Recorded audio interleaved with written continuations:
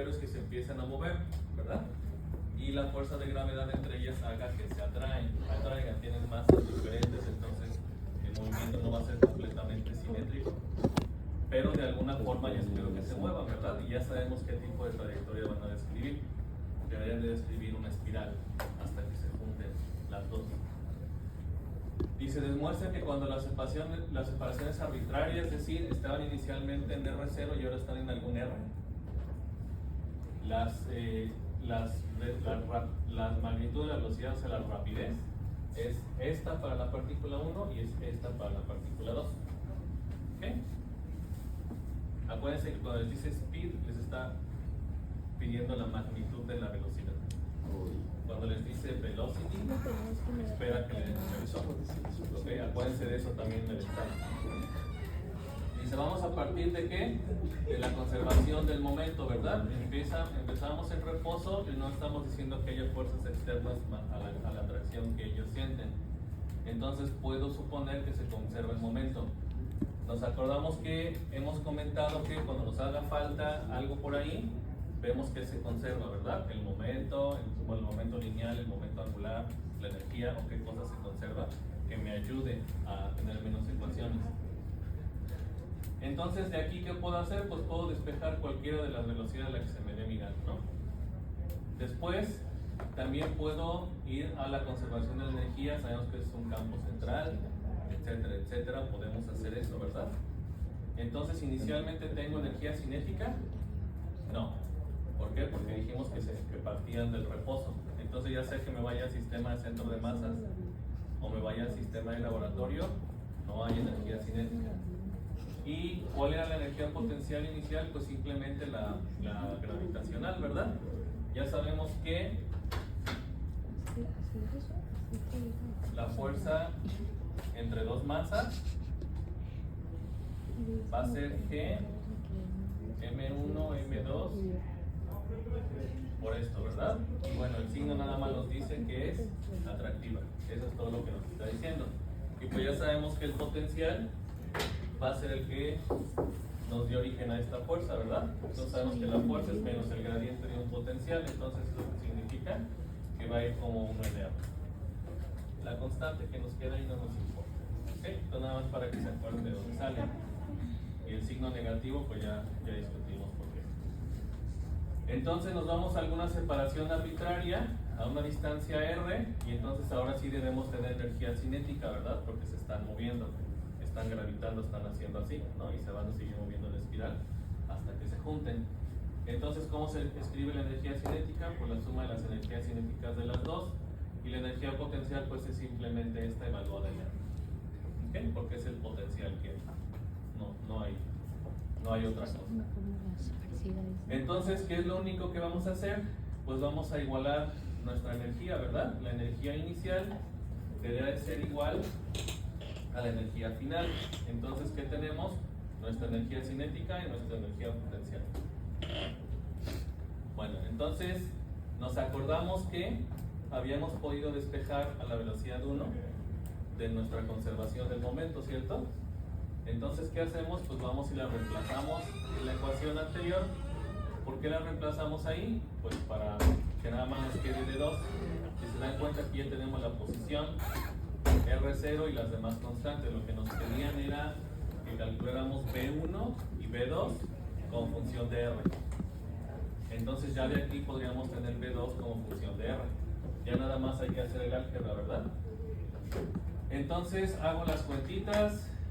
Esto me da una M1 cuadrada, con esta M1 se quita. Aquí me queda la M2 y aquí me va a quedar M2, M1, ¿verdad? Es este cociente que tengo aquí. Lo único que hago es factorizar los términos que tengo comunes, porque aquí tengo una m cuadrada, ¿no? Entonces m con m me da la m cuadrada, se me fue una m aquí, me quedó otra acá. Y entonces de aquí factorice completo un medio de mb cuadrada y entonces aquí me queda un 1. Pues lo dejo como está.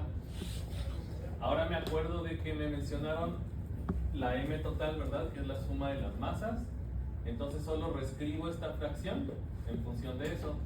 Entonces ya sabemos cómo, ¿verdad? Resuelvo esta fracción, m por m1 por m1, m2 en el denominador me da esto, ya sé que el numerador es m, me queda esto de aquí. Entonces si reemplazo esto por esto, pues nada más voy a despejar b cuadrada, voy a pasar lo que esté multiplicando para acá dividiendo y me va a quedar así. ¿Ok? ¿Vamos bien hasta aquí? Entonces ya en este punto ya nada más tengo a b2 únicamente como función de r, y que es lo único que me queda, pues sacarle una raíz cuadrada, ¿verdad? Entonces, una vez que le saco la raíz cuadrada, bueno, nada más me doy cuenta de que meto si saco raíz cuadrada, aquí me queda directamente un m1, estos dos tienen que entrar a la raíz, que es lo que me da acá, y en realidad me quedaban dos valores, ¿verdad? Uno positivo y uno negativo, pero es una magnitud de velocidad, entonces uno de los dos no me va a servir, solo me voy a quedar con el que es positivo, y lo tengo aquí. Y me acuerdo luego que tenía esta relación, ¿verdad?, entre B1 y B2, entonces simplemente tomo B2, lo enchufo aquí, este M1 de acá con este M1 de acá se va a ir y me va a quedar en B2 y ya. ¿Ok? Entonces realmente el problema no es difícil de hacer, que es lo importante que me tengo que acordar de las leyes de conservación. Por eso dijimos que eran muy importantes y que nosotros íbamos a demostrar al final de dónde se obtenían estas leyes de conservación, ¿verdad? ¿Dudas? ¿No? Perdón que me vaya rápido, pero no nos queda mucho tiempo. Ahora vamos a ver otro. Una partícula se mueve sobre la influencia de una fuerza central dada de esta forma. Nos dice que va como el inverso de la enésima potencia de la distancia. Algún ejemplo de esta fuerza es, por ejemplo, la fuerza gravitacional, ¿verdad? Donde este n es igual a ¿quién? Porque esto les pueden preguntar, a 2. Y ya sabemos que eso va a seguir trayectorias de acuerdo con las leyes de Kepler, ¿verdad? Van a ser trayectorias cerradas, van a ser elipses, que cumplen la velocidad alveolar y todas esas cosas que ya sabemos que tienen las tres leyes de Kepler.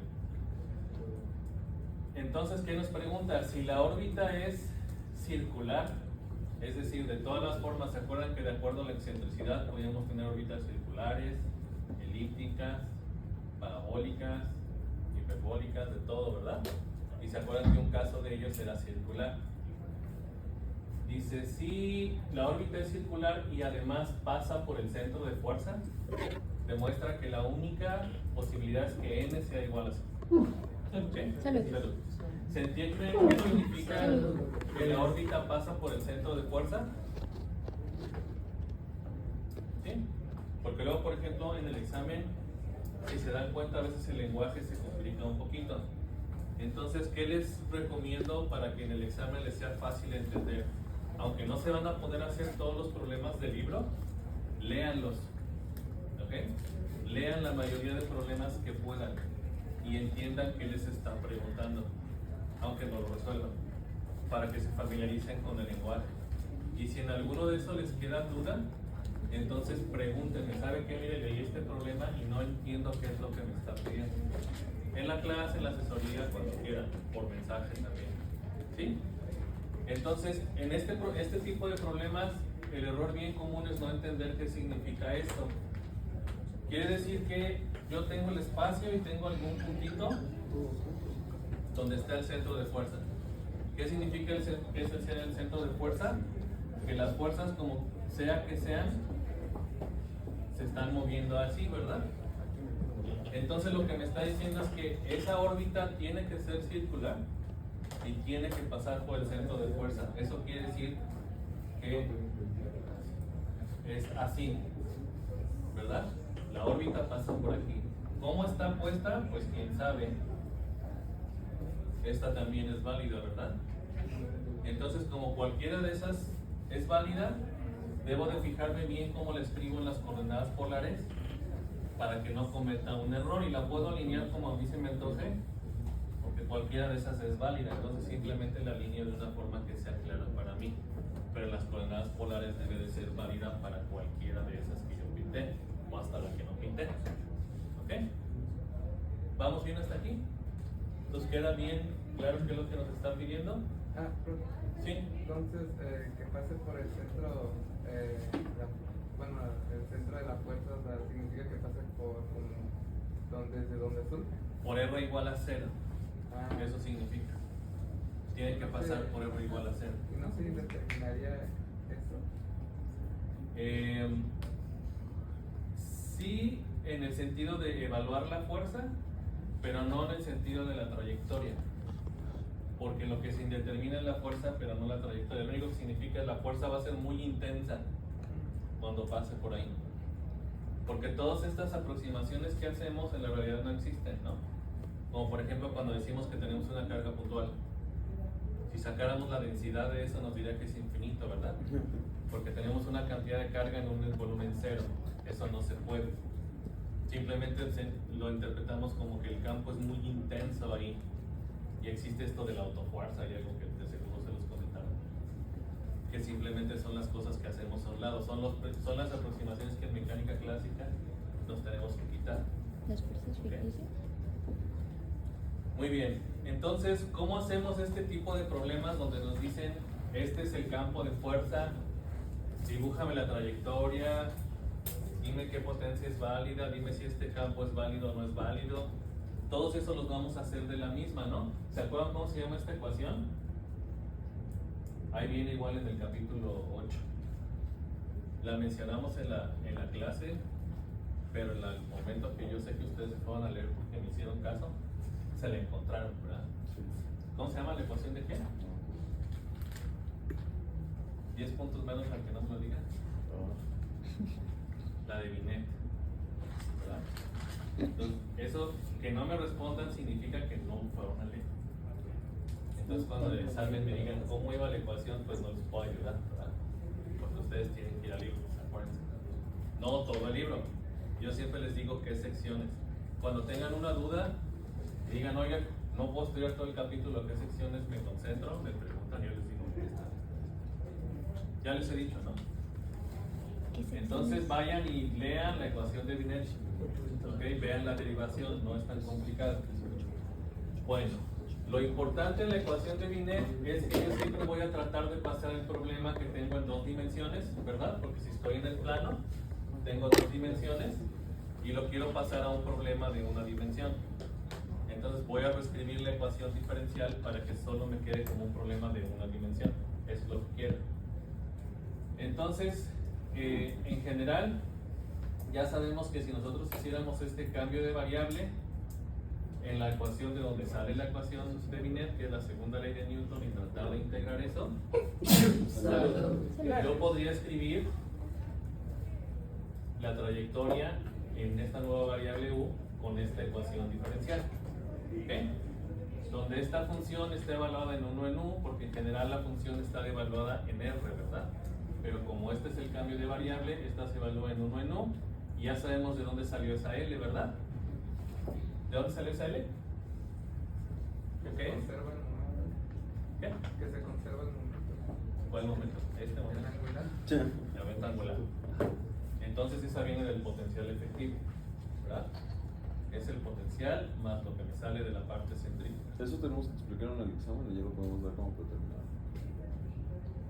Sería difícil que la escribieras así. Yo creo que si algo tienes que explicar, salvo que sí te la aprendas, porque luego lo más normal es que se te va a empezar a olvidar algún término. ¿Sí? Entonces sería de que o memorizar la ecuación o describirla. Describirla para obtenerla. Pero al final lo que necesitas es ser capaz de escribirla. Si me la escribes toda, sí, te la creo. ¿Okay? Pero yo recomendaría que se acuerden un poquito de cómo derivarla por si a la mejor se les olvida. ¿Okay? Ahí viene en el libro. Bueno, entonces, ¿qué quiere decir que vamos a hacer? ¿Cuál es la parte que si es una receta de cocina? Me dan mi fuerza y yo la enchufo aquí y veo que me da. ¿Okay? Así es como lo voy a resolver. Entonces recordamos que la fuerza que me están dando es esta, ¿verdad? Me dicen el negativo de una constante sobre r a la n, y hacemos el cambio de variable a 1u, significa que donde encuentro una r pongo el inverso, ¿verdad? 1 en u, y entonces esta fuerza ahora la escribo así. ¿Ok? Entonces, ¿qué hago? La traigo para acá, la pongo, me va a quedar un n en el numerador, aquí hay un 2 en el denominador, entonces me queda n menos 2. ¿Sí? ¿Y qué tengo? Ya tengo una ecuación diferencial de segundo orden en una variable. ¿Qué variable es en este caso? U. ¿Ok? Dense cuenta que en lugar de pasar a la dependencia de r de teta, porque en coordenadas polares tengo a r y a teta, ¿verdad? Entonces r de teta describiría ¿quién? La trayectoria, como lo que le escribieron en el examen. Pero ahora lo cambio a que sea u de teta, es decir, u depende de teta. ¿Ok? Está la regla de la cadena y todo eso, ¿no? ¿Vamos bien hasta aquí? Porque podemos decir que es de segundo orden, profe, si tenemos un u a la n menos 2. Ah, es una derivada, ¿verdad? Ajá, ya está. Sí, no nos pasa. Ahora, dice, ¿qué es lo que nos están pidiendo? ¿Cómo nos vamos a simplificar el problema? Dice, nos están diciendo que es un círculo que pasa por el origen. Entonces quiere decir que ya sé cómo se escribe esa ecuación, ¿verdad? No es tan difícil de escribir. Se va a escribir así. ¿Ok? Si les queda duda, lo tratan de hacer, pero es fácil. Vamos a suponer, nada más les escribo una parte y ustedes lo terminan. Si tuviera el círculo de radio A, esta es la ecuación, ¿verdad? Y si yo lo desplazara A para la derecha, me quedaría un círculo así, ¿verdad? Un círculo que pasa por el origen, ¿cierto? ¿Y esa ecuación cómo se escribe? Así. Entonces, ¿qué hago? La desarrollo. Y luego, ¿qué hago? Escribo x como r coseno de teta y y como r seno de teta. Lo sustituyo y ya se imaginarán, me quedan senos cuadrados, cosenos cuadrados. Se me elimina algo y me da eso. ¿Ok? Después lo puedo poner como que ese 2a, ¿quién es? Es todo esto, ¿no? Entonces, ¿cómo se escribe la ecuación en polares? De un círculo en general. Es R igual a A, ¿verdad? El radio es constante. ¿De dónde sale el coseno de teta y de dónde sale ese 2a? ¿De en qué dirección decidí mover? Lo puedo mover acá o lo puedo poner acá, pero no me afecta moverlo en la dirección que a mí me convenga, ¿no? Entonces lo muevo así y me queda así. Entonces hagan esto y obtienen esa parte de ahí. ¿Ok? Ahorita nada más créanme que así es. Entonces, ¿qué hago? Pues lo que voy a hacer es obtener U, porque si ya tengo R como función de teta y mi ecuación diferencial está en U como función de teta, pues lo que me conviene es pasar de esta R la U. Hay una forma de la ecuación de Binet con las R nada más. Es un poquito, pues no sé si más fácil o más difícil, pero normalmente se toma la U porque se asuma que es más fácil en general. ¿Okay? Entonces, ¿qué hago? Pues hago pura sustitución. 1 en R es poner esto en el denominador, ya sé que el inverso del coseno es la secante, ¿verdad? Entonces me regreso a mi ecuación y lo que tengo que hacer es calcular algo parecido, ¿verdad? Solo me faltan coeficientes. Entonces, pues nada más calculo la derivada de U con respecto a teta y pues con las formulitas de secante, tangente, ¿verdad? Después la segunda derivada, entonces la derivada de este por este, más este por la derivada de este, me da esto. Me voy rápido porque esa lo pueden hacer y ya tienen que ir. Después, ¿qué le tengo que hacer? Sumar U, que es sumar el término que me quedaba de la secante, ¿verdad? Este de aquí. Lo sumo y lo escribo. Y entonces factorizo este término, 1 en 2a, me va a quedar así. ¿Y qué más hago? Factorizo una secante, ¿verdad? Una, la pongo acá. Ya que factoricé este término, aquí puedo reducir con una identidad trigonométrica, ¿verdad? 1 más tangente cuadrada, que es este con este, me da secante cuadrada, lo pongo acá y entonces tengo 2 secantes cuadradas. Entonces esto de aquí se reduce a 2 secante cuadrada de teta. Y una vez que hago eso, ¿cómo me va a quedar entonces la ecuación final? Tenía la segunda derivada con respecto de teta más U, me quedaba 1 en A secante cúbica de teta. Y esto es lo único que me faltaría para poder despejarla y dejarla completamente como U, ¿verdad? Porque a mí no me sirve que esté aquí la secante de teta. Es decir, Puedo resolver la derivada con respecto a teta, pero entonces esto ya me va a quedar un poco más complicado. ¿Qué es lo que hago? Vuelvo a quitarme esta, acordándome de esto. ¿Esto de dónde lo saqué? De pasar las coordenadas, perdón, pasar el círculo de que quedara como R, a quedar en la variable U, ¿verdad? Es decir, lo saqué de aquí. Entonces lo sustituyo aquí, lo pongo aquí y ya tengo la ecuación diferencial. ¿Ok? Entonces la segunda derivada con respecto a teta más esto me da 8a cuadrada o cúbica. Entonces, ¿de qué se trata mi negocio? Me acuerdo de cómo quedó escrita la ecuación diferencial original. Esta fue de la que partí. Y después con todas mis cuentitas me quedó así, ¿verdad? Entonces el lado izquierdo es igual, entonces el lado derecho debe ser igual. Y como estos son polinomios, ¿no? Este es un polinomio cúbico, este es uno en n a la menos 2. Estas son constantes. Para que estos dos polinomios sean iguales, ¿qué necesito? Que los coeficientes sean iguales, ¿verdad? Y por ende que las potencias sean iguales. Entonces, para que esta potencia y esta potencia sean igual, ¿qué es lo que me queda? Que n menos 2 sea igual a 3. Y entonces paso el menos 2 para acá y me queda que n es igual a 5. ¿Ok? Que es lo que quería. Y ya con eso lo resolví. Entonces, volvemos al punto. Receta de cocina.